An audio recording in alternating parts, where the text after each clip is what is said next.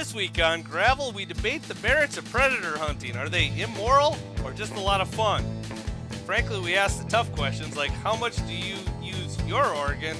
Too much? And we're trying to figure out, are we today in hunting's darkest hour? Is it the slob hunters or the antis that are our biggest problem? We'll work it out on Gravel. Welcome to On Gravel, you nation of graveliers. This is Andrew McKean calling you from eastern Montana.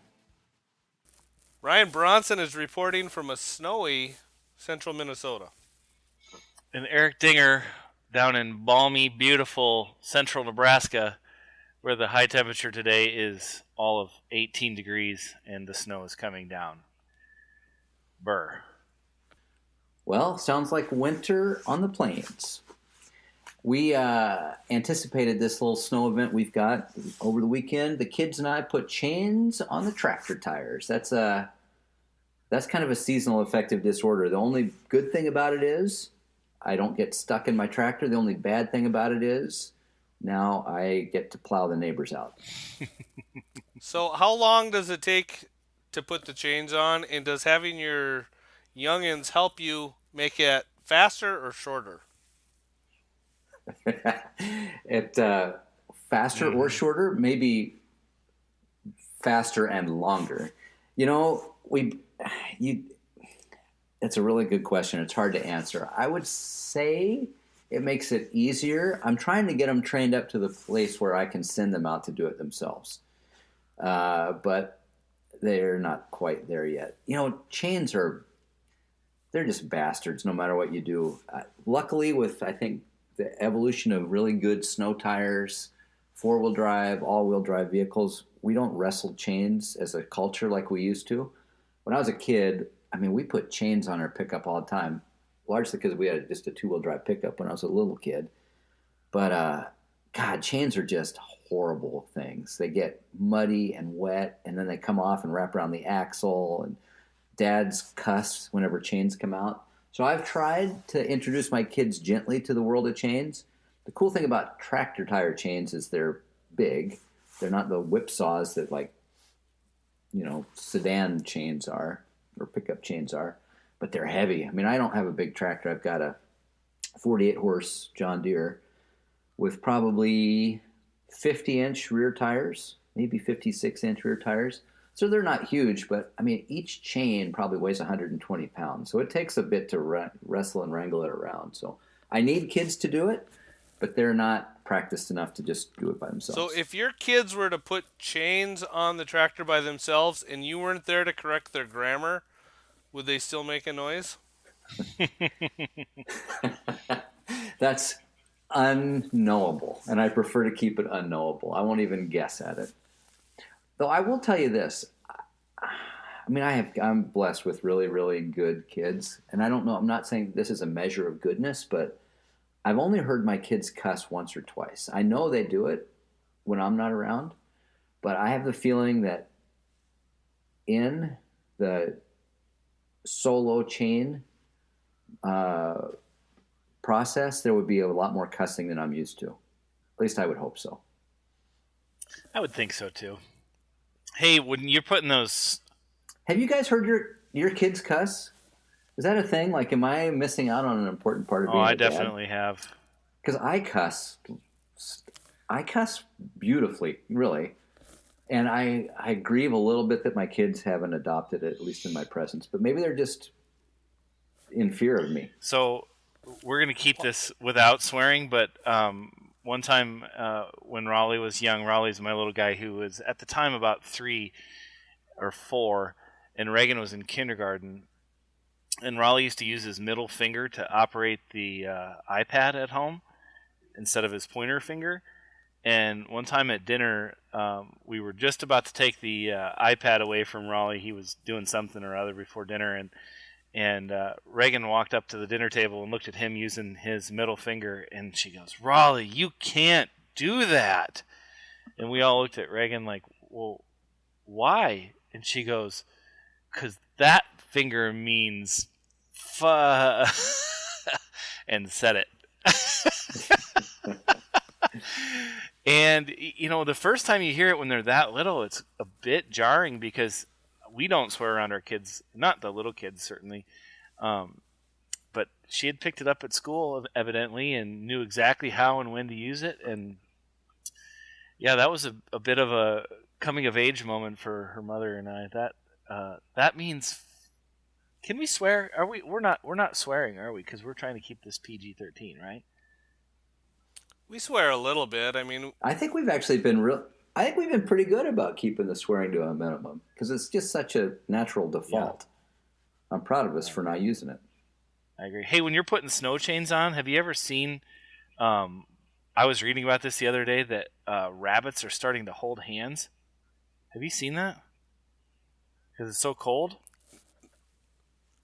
I missed that. In Minnesota, like 8 or 10 of them were holding hands and hopping away from a guy putting snow chains on. You know what they call that? It's a receding hairline. I don't.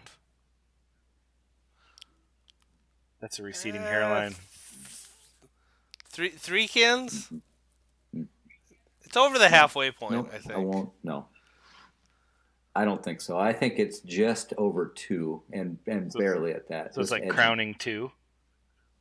Yeah, and really, it's not the substance; it's the context. That was so. It was just too forced. He did force it. You're right. So here's my hang-up with the joke: is that when he said rabbits, I pictured rabbits. Cottontail rabbits, and cottontail rabbits are not hares. They're rabbits. Oh Jesus! And so I'm really hung up on the fact that what you said described a creature that is born non-precocial without hair, and a hare, of course, as we all know from any entry level second year college biology course. I'm falling asleep during my own podcast. God, I bet you're How fun. many podcasts use the word precocial? I bet you're fun at parties. So I'm going to use this as a segue. Actually, as we have been talking in this episode of On Gravel, I've gotten a piece of intelligence from the previous On Gravel episode where we talked about alternatives for the term sportsman. And I'm actually going to read this text that just came across the wire from my friend Rachel. She said, "It's sportsman, as in mankind. The only thing that annoys me more than sportswoman is huntress." I'm with Rachel. There you have it. I just thought I would bring that in from the letters section. Is that Whitefish, Montana, Rachel, or? That is Whitefish, Montana, Rachel. So our only listener. Do you make her call you boss? Because he's a taxpayer in Montana? Mm-hmm. Yeah. So what are we going to talk about today, gents? Well, Andrew, before you jump in. That was rhetorical. I'm sorry. That was the longest rhetorical pause ever. Well, no, I gave you a respectful amount of time to weigh in, and if you're not gonna, nature abhors a vacuum and a listener abhors dead air. Your fellow podcast mates abhor breaking our whole format. You tell us what we're going to talk about, Andrew. Okay, before we get to the topic of the day, I don't know why this has consumed me lately, but banjos have gotten such a bad rap as, the devil's instrument. I can handle a good banjo, and a solo banjo is jarring and is a bit problematic to me, but as an accompaniment, a banjo's fine, but I have landed on the most abhorrent musical instrument. But I'd like to hear what yours is first before I reveal mine.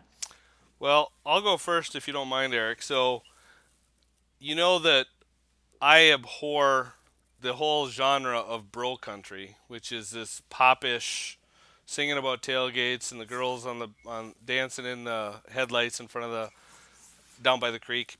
We've covered that at this podcast. I hate it.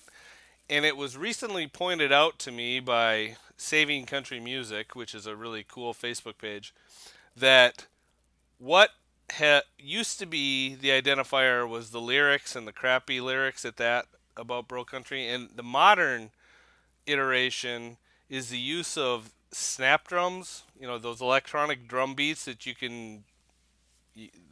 There's no instrument that makes this sound other than computers. And I would have to say, anytime I hear those snap drums in a country music song, it it now drives me into a rage because I realize that that's now the current embodiment of what's wrong and evil with Nashville. So I would say that my current least favorite instrument are electronic snap drums. Well, I'm gonna Wow, that is very it is, I'm specific. gonna build on that and tell you that my answer as a computer nerd, the resident computer nerd of the On Gravel podcast, that the computer is probably my least favorite because of auto tune. God, if we can't sing, doesn't that preclude us from being a singer for a living? Like, McKean, if you can't write, should people hire you to write? That just doesn't make any sense. And if you're going to argue that the computer is not a musical instrument, okay, fine. It absolutely is in modern music. But if you're going to argue it's not, I'm going to go way back in time and tell you that an instrument that a lot of people really love, I think should just go away, and that is the unwieldy, stupid-looking, way too big for everyone who plays it harp. I have never, sometimes they play harp in our school, and you got like this toddler-looking little dude up there, and he's just, the thing looks like if it falls, it's going to shred him like cheese, like, why? It barely emits a noise. He or she has to stretch with all their might to hit the low G, and it's like, it's a beautiful looking instrument that is completely inelegant sounding relative to just about everything else you can play. And so if it's up to me, the computer's going to be unplugged, A, and then B, we're not going to have any harps in our get along. What about you, McKean? Okay. Oh, wait. Before McKean brings it home, if that's the direction we're going, I also want to come out and fully take the position I am against the harpsichord. I know Mozart loved it, but I think it's time for the harpsichord to be over. I think it is, Bronson. Well, it's funny you say that. I think the harp I kind of think is too. harpsichord's been over since about 1510. Yeah, it's really been on a downhill slide ever since then. But Dinger, to your point, I don't quite understand how the harp survived natural selection. Like, right? I can understand it. There was a place for harps when the population of the world was named Guinevere.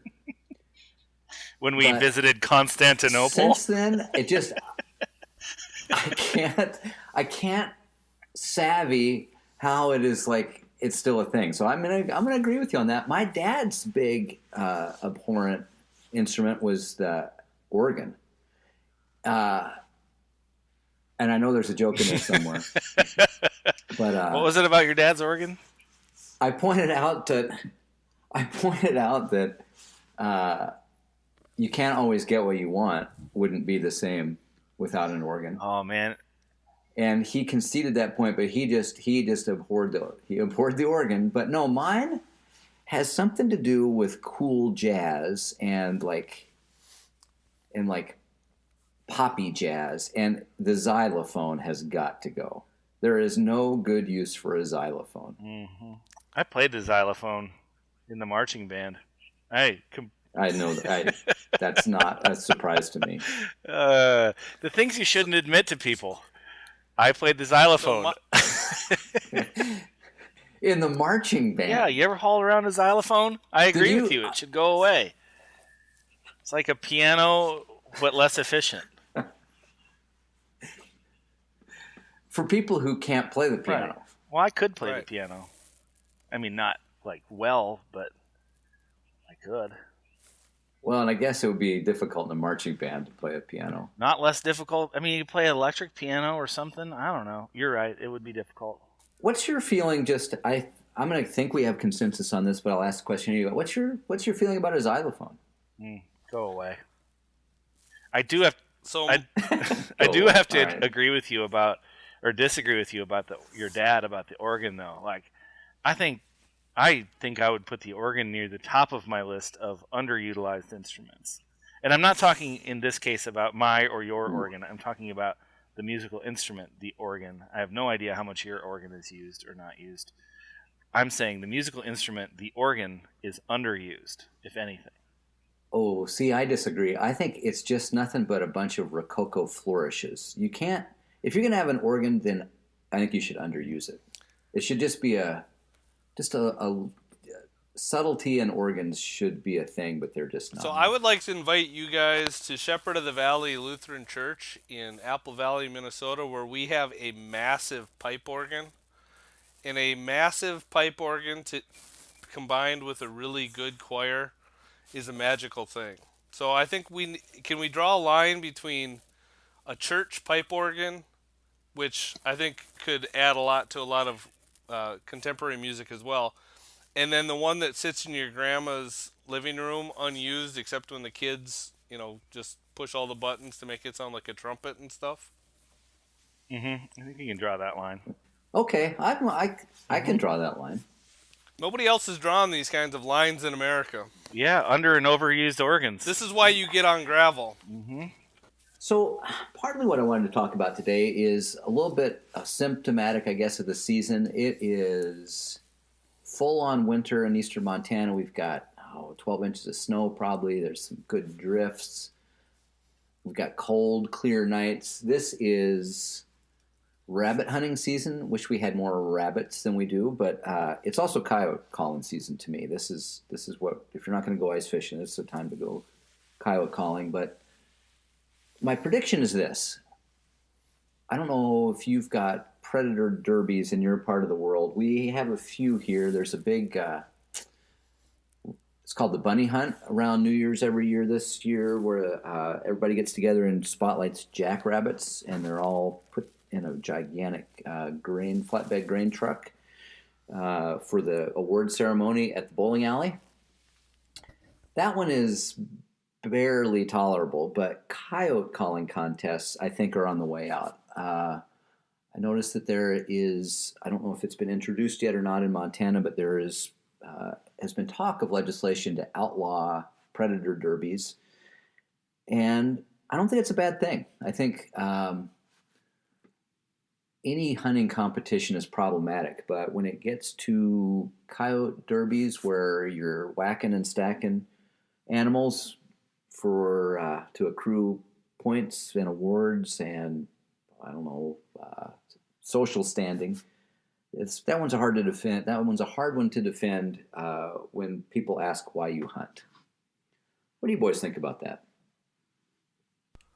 Well, I think the attacks on predator derbies, hunting derbies in general, it's not new. I mean, Humane Society of the United States has used that as a local wedge issue in a lot of places for a long time. And my gut reaction is always to say, if Humane Society of the United States and the anti-hunters are for something, then I need to be against it. But I think I tend to break your way on this issue. I just think turning hunting into a contest with prizes diminishes what hunting is for most of us. And understand, I love to hunt coyotes, and I relish in killing coyotes, and I do that for the inherent predator versus predator game and contest that coyote and predator hunting is for me. And I have no problems that coyotes are getting controlled and their population is being whacked back in an effort to try to improve populations of other animals, even though those efforts might not be as successful biologically as some of us think.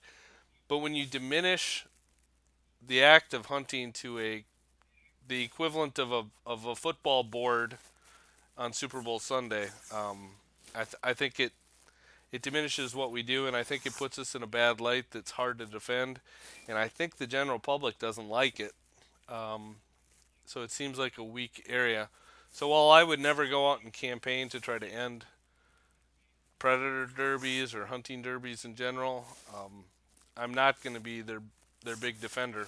There's a lot of hills we're dying on in the hunting community. I don't think that's one of them.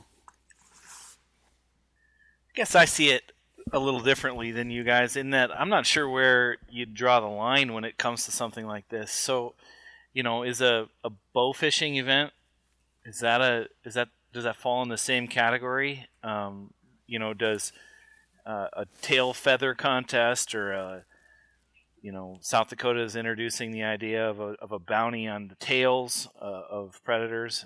I guess I see some real good that comes from coyote contests, in that I think it's really a great thing when hunters have community events, and I think it's cool when hunters try to do something they think is good for conservation, and I think they're fun. Like, in some ways, I absolutely understand what the two of you guys are saying, that it definitely has the opportunity to paint us in a bad light.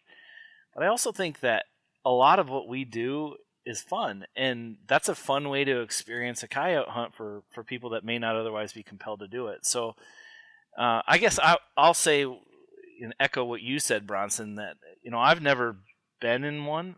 It's not something that I'm dying to do, but I do have a hard time drawing the line between, is the coyote hunt where we cut it off, or are the rest of the bounty programs also gamifying hunting in a way that isn't good?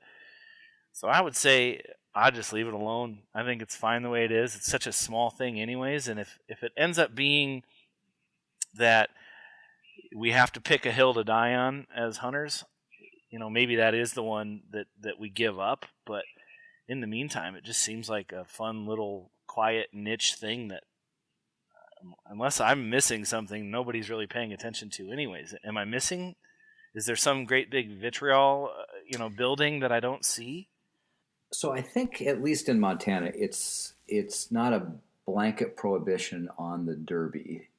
It's doing them on public land that has multi-use, and so people who might be recreating or using public land for a purpose that doesn't have anything to do with the derby, and happen upon what they don't have any cultural context for or understanding of, strikes them as pretty jarring. I'm kind of with you, though, in terms of the slippery slope. I mean, the public land multi-use aspect was also thrown out as an argument to end trapping on public land in Montana here a few years ago, and that was an issue that PETA and the Humane Society of the United States were very much in favor of. And as Bronson says, I, almost as kind of a reactive stance, was equally for them just because they were against them so bad. But that's also problematic. If you're out, running your dog or cross-country skiing and your dog gets caught in a trap on public land, that's problematic. Mm-hmm. I do think, I think it's worth paying attention to and having the discussion, because I think predator hunting in general, if it's not the hill we die on, it at least is, there are some casualties that happen on that hill. And I think it's useful to at least talk about why we either defend them or don't defend predators, where we might not give that same defense to a game animal or one that we would consume. So I end up tracking this issue because, I've got a whole bunch of different Google alerts for different terms and things, usually related to work issues that I'm tracking. But one of the issues that I track is fair chase. Anytime that there's a news story that mentions the term fair chase, my Google machine sweeps it up and sends it to me. And so what I end up seeing is letters to the editor all over this country, from coast to coast. I've seen a lot of them in Montana recently, but a lot in Pennsylvania, a lot in Michigan, all over the place. And they're being written by people who clearly are not hunters themselves, but they're making an argument against these derbies, and they're saying that they violate the principles of fair chase. And I think on some levels, for purists, they probably would, some of the fair chase purists would probably agree that hunting for a contest is outside of what the hunting tradition is. So my concern with these contests is that they create perverse incentives. So a person that might go out and recreationally hunt coyotes and might shoot 2 or 3 in a weekend now has an incentive to try to go out and shoot 20 or 30 to try to win the contest. Now, do I think it's a problem that he's killing 20 or 30 coyotes? No. But I think the motivation if the motivation is to try to win a new rifle or whatever the grand prize is, a Yeti hopper cooler or something, then I think that changes the relationship we have with the animal we're hunting. That's what bothers me personally about it. So so that's it. And you had mentioned bounties, and one would hope that the whole concept of bounties would eventually go away, because I think every objective study that anyone who's ever looked at bounties for wolves, for coyotes, for mountain lions, for gophers, every objective research has found they don't really achieve what you're trying to achieve. All they do is cost money, and they maybe make people feel good because they're getting a $10 bill for killing a coyote. Um, but they don't tend to be terribly effective. So from a public policy standpoint, I would probably discourage folks that are talking about creating new bounty programs, just because I've never seen any data that justifies them economically or biologically.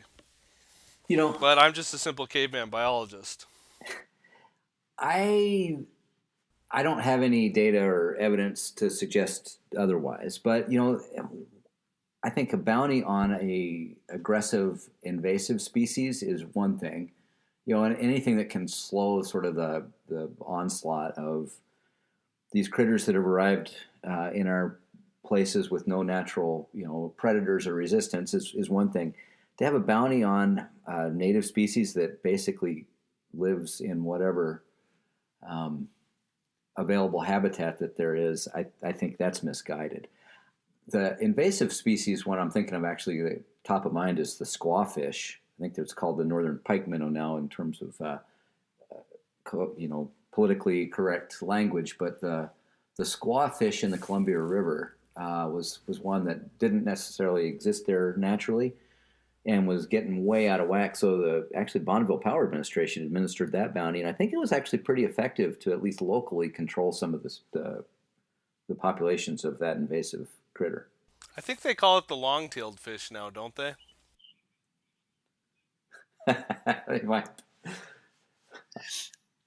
I think it is the northern pike minnow. So a bigger question that this begs is, are we in general as hunters, by doing things like predator contests and by sharing stupid videos on Facebook of, the most jarring one I've ever seen is a guy shot a sheep, a mountain, it was a bighorn sheep, and filmed it falling down a slippery slope on ice or on snow as it bled out, falling, and shared it on Facebook. And it's something that I've wondered about and thought about a lot. I'm curious you guys' take. Is the future of hunting more or less threatened? Is it more threatened by outside influences like anti-hunters and groups like the Humane Society of the United States, or do you think that the hunting community itself is kind of eating itself from the inside by doing dumb things like sharing things like that on Facebook? What do you think, Andrew? I think it's hard to tease them apart. I think one of the damning things is that we give the anti-hunters every bit of ammunition that they need to sway the popular opinion of people who maybe are not hunters but don't have any reason to object to it.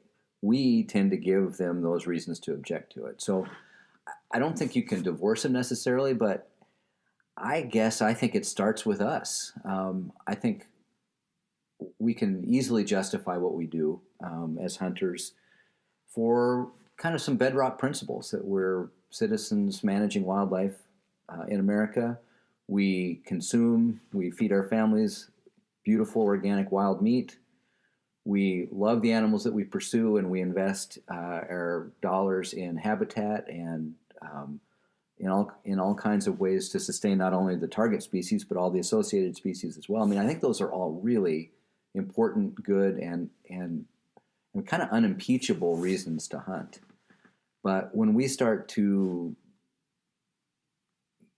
give pause within our own community about, well, that person doesn't seem like they get the nature of hunting, or this is a queasy, slippery slope, but they don't hunt for the reasons that I do. The reasons we feel that is that start of that wedge that's starting to kind of rend us into tribes. And once that happens, tribes tend to, assassinate each other before they go after the big sort of opponent that they can't quite see over the horizon. And that's what worries me, that we start to just eat our young and tear ourselves apart from within. Then we're pretty easy prey for the big wicked opponent that is over the hill. I mean, that said, before Bronson says, brings his voice of correct reason into the whole thing, I do think that we're treading on thin ice when we start to impose our own reasons for hunting on everybody else. I mean, Dinger, you just mentioned, hunt for fun. There's nothing wrong with hunting for fun. But I think one of the things that we can all agree on is that we love wildlife. We cherish having the ability to do it. And once you get into kind of those sort of squishy, emotive reasons that we hunt, I actually think that they're hard to articulate and they can be hard to defend, but that's what brings us all together. Mm-hmm. The specific practices of how you go about doing it, the implements you use to do it, those are all things that can divide us. But I think if we can remember that there's something just organic about being drawn to the outside, to nature, and to wild animals because of their wildness, that's what brings us together. I agree. Andrew, I agree with you. I mean, and I don't disagree with the sentiment that all of us hunt because we derive an enjoyment, a passion, a love for the activity. And I really don't want to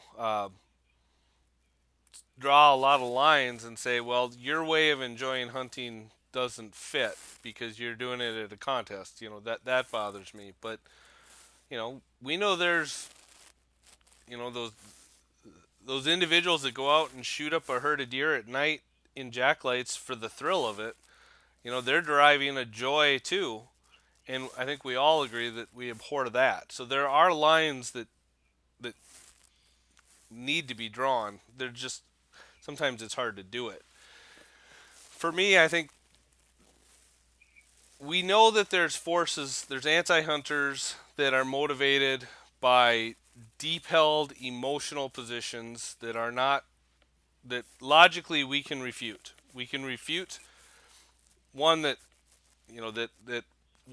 wildlife is in danger because of regulated sport hunting. We know that that's not true. In fact, we know that we can objectively and scientifically show wildlife is better off because of scientifically managed regulated sport hunting. But that emotional driver that's driving that extreme fringe of anti-hunters that's what motivates them and binds them. And if they come out and try to make the case based on their kind of whacked out emotion-driven motivations, they lose. They don't win. And the thing is that modern humane society of the United States types, and even to some extent the PETA types, although PETA not as much, they have figured it out. They know that they're not in the mainstream. And so they're playing the long game. They're playing incremental games. There was a reason that the Humane Society of the United States wanted to ban all lead ammunition in California, and it wasn't because they had this deep abiding love for condors. It's because they knew that it would make hunting more expensive in the state, and it was one of those nails in the coffin in an incremental long game. Those little incremental things can be fought off if you've got the moral high ground. And the problem is we've got useful idiots in the hunting community that provide grist for the mill for the antis. They're the ones that say outrageous and crazy things. They're the ones that are displaying, bloody hands and graphic shots on social media, doing all of those things that while what they've done is legal and probably not immoral, they're not doing very good marketing for us. And so since we all know that we're fighting for that 80% of the population in between that doesn't hunt but isn't opposed to it, you need to be smart about it. And I feel like those of us that are motivated and strategic thinkers on the pro hunting side can probably hold off the anti hunters forever, because I think our motivations and our emotions are just as strong as theirs, and we've got science on our side. The problem is we've got a lot of black eyes that pop up from time to time that are sometimes completely constructed out of whole cloth, like the case of Cecil, but a lot of times are because guys, mostly guys, sometimes gals, do dumb stuff that doesn't help our cause. So, in the long term, I honestly think that it's probably going to be gross acts by well intentioned, useful idiots in the hunting community that's going to lead to the loss of hunting privileges long term, not the organized efforts of the radical fringe of anti hunting groups. They're going to use those actions.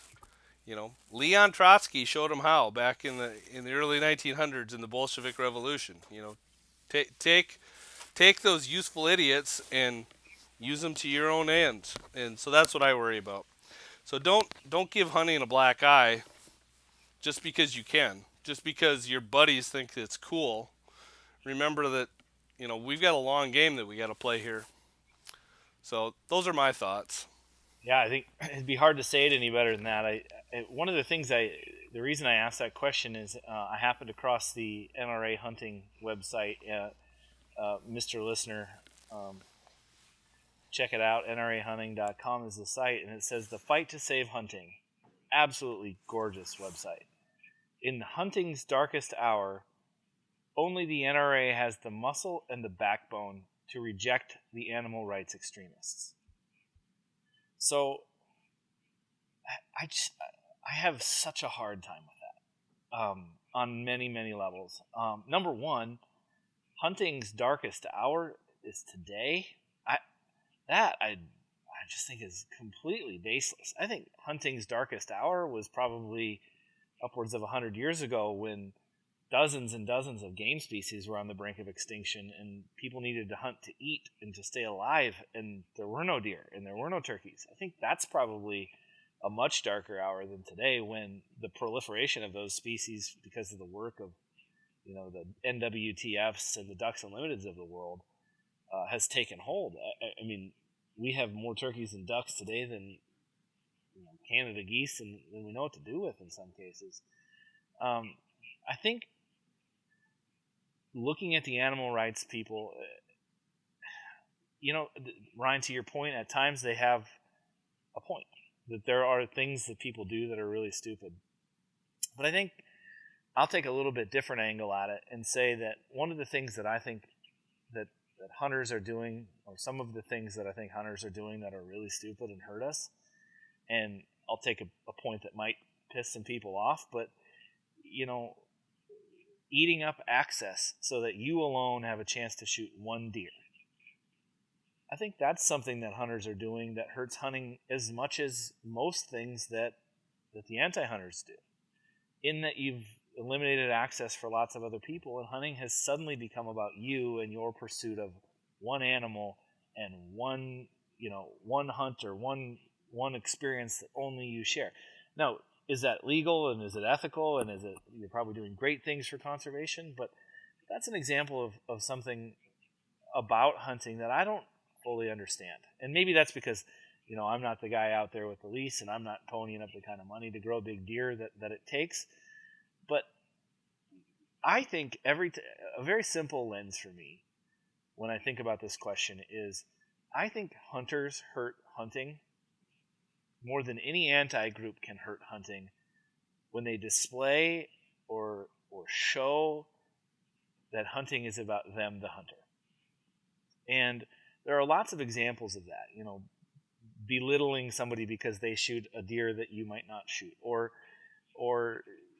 oh my gosh, you can't shoot something from 400 yards, or I killed one from 500 or from 700. That little infighting stuff that we do as a hunting community, I think is just wasteful and stupid.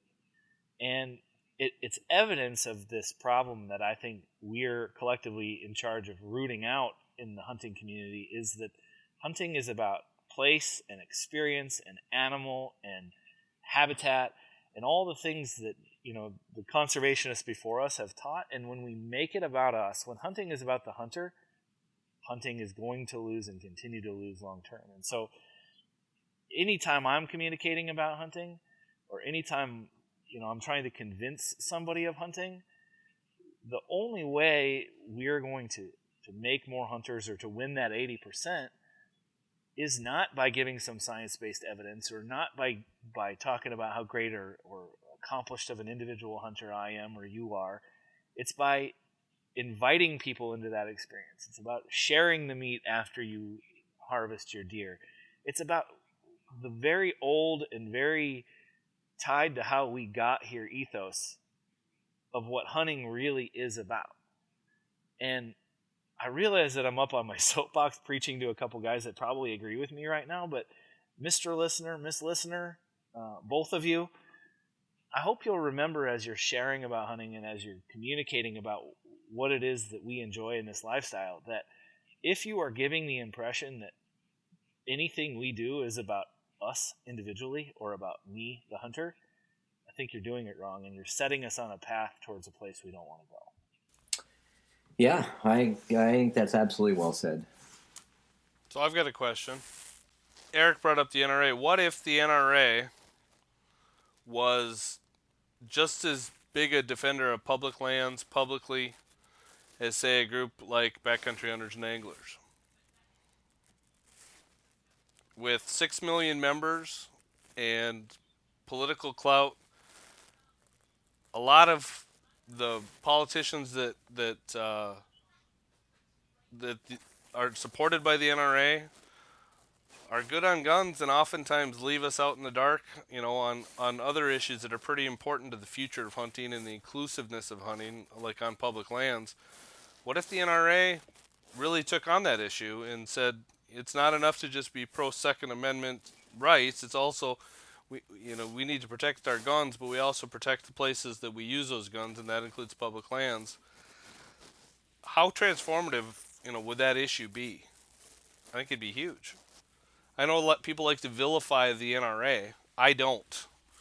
They're pretty critical to my lifestyle and into my business.